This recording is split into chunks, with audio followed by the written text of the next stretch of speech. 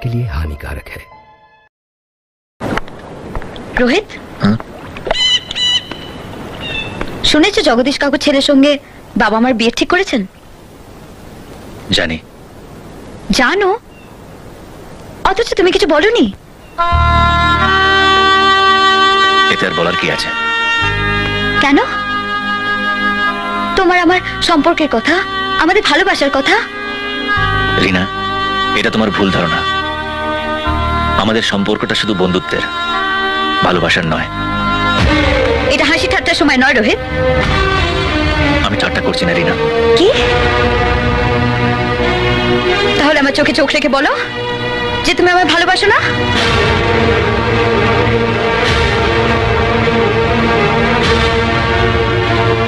আমি তোমায় ভালোবাসি না। মিথ্যে বলছো তুমি। সত্যের মুখে মুখে হওয়ার সাহস নেই তোমার। ঠিক আছে,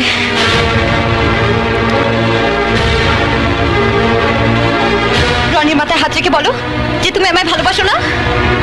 বলো, চুপ করে থেকো না, বলো। আমি আমার উত্তর পেয়ে গেছি। ঠিক আছে, তুমি যদি না বলতে পারো তাহলে আমি বলে দেবো।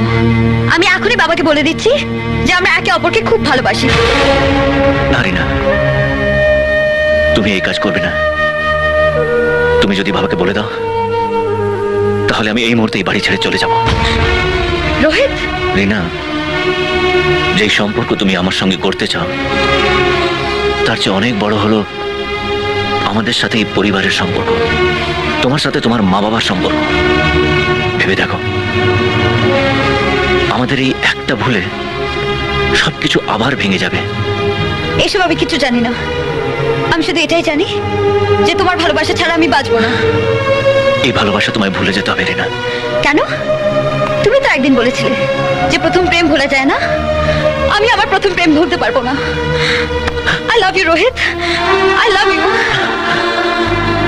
সেদিন আমি যেটা বলেছিলাম সেটা যেমনি ঠিক, আজ যেটা বলছি সেটাও তেমনি ঠিক। একদিন তোমার বাবা মার বিচারে আমি ভুল করেছিলাম, আর সেই ভুলটাকে শুধরে নিতে 7 বছর লেগে গেল। আজ আবার সেই একই ভুল করে আমি তাদের স্নেহ আর ভালোবাসা হারাতে চাই না। রিনা, তুমি প্লিজ বোঝার চেষ্টা করো রিনা। আজ আমাদের দুজনকেই ভালোবাসার আহুতি দিতে হবে।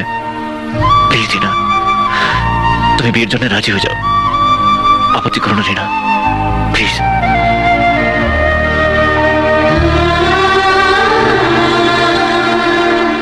ছিল বড়ই আনমনা, আর ছিল আমার কল্পনা আর কোনা। সে ছিল বড়ই আনমনা, আর ছিল